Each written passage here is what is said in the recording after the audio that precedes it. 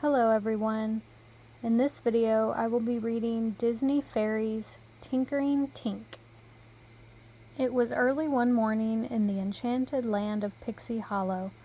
Lily, a garden talent fairy, hurried up to her friends Tink and Beck to ask if one of them would water her garden that day.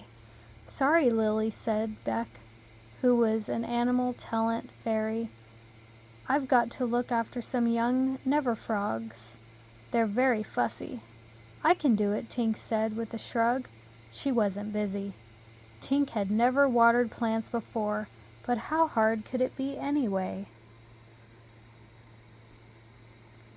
Lily showed Tink where to find the watering cans, how to fill them at the well, and how much water to sprinkle on each flower. "And that's all there is to it," Lily said.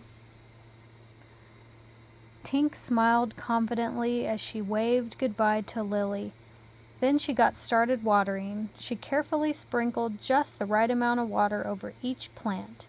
But soon Tink began to feel a little, bored. Row after row of flowers stretched out before her. This would take forever. Then Tink had an idea. She could invent something to do the watering for her. Tink strung lots of watering cans on a long vine. She tied one end of the vine around a sturdy sunflower stalk. She pulled the other end tight and flew in a circle, watering as she went. Tink was done watering in no time. "As long as I'm here," she said to herself, "what else needs tending?"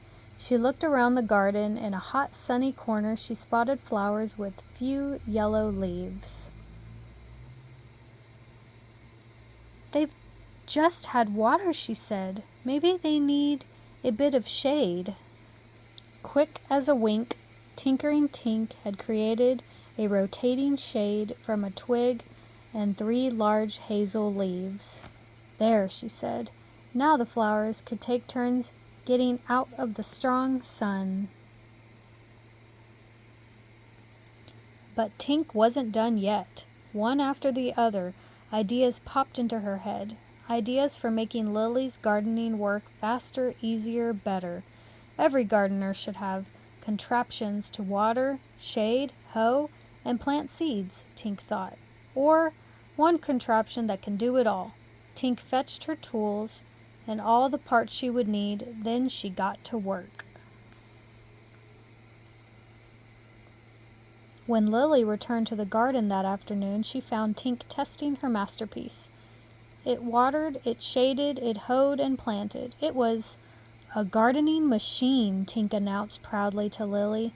Lily watched speechless as Tink showed her how it worked.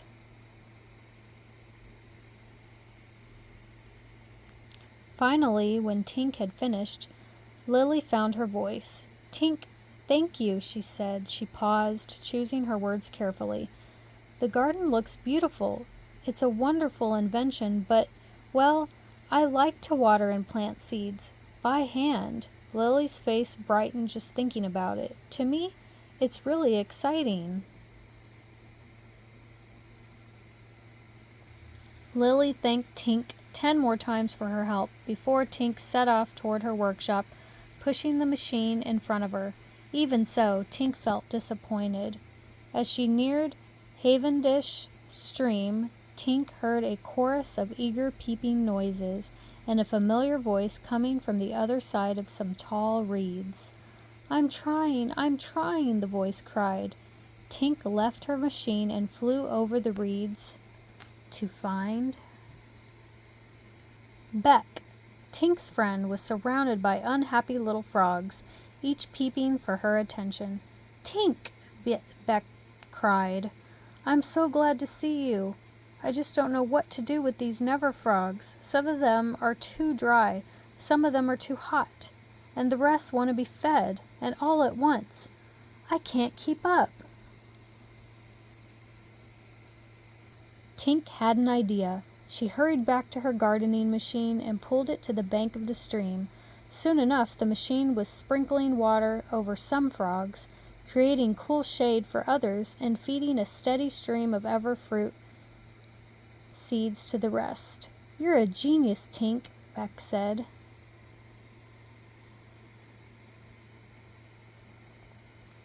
Tink beamed with satisfaction.